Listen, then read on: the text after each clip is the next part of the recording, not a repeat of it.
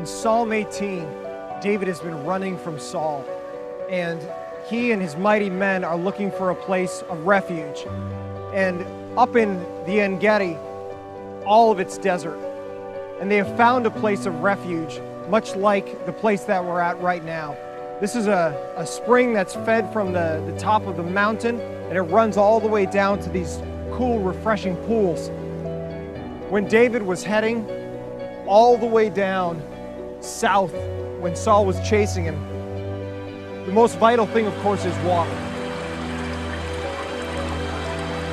And if you don't have water, obviously you die. Especially in the desert, you're out in exposure.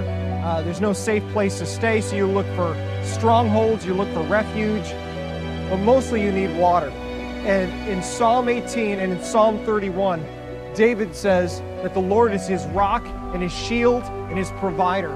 And we see here in Gedi an example of a spring, a river, a pool that him and his men could have stayed by, could have camped out by.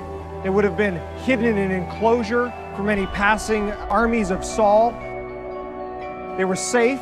They were able to drink, to stay alive, feed their horses or camels, themselves, whatever they had. It was the provision that David knew was from God. David had been called to be the king of Israel, and Saul, who had previously been king, had forfeited his right to be king from God because of his disobedience.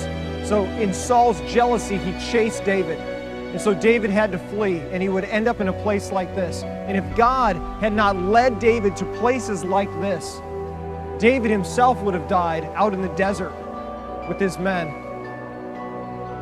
But just like David, when God calls us to do things, wherever he guides, he always provides. And we see that in the life of David, in this beautiful psalm that talks about how God has been his rock and his protector. He's called him to be king. The old king is persecuting him, but David doesn't give up. He fights for what he knows God has called him to do, and he's faithful to walk where God has called him to walk. And even in the desert, God provides a spring, God provides a pool, God provides the things that David needs to get along in his life, to sustain him in the work that God has called him to do.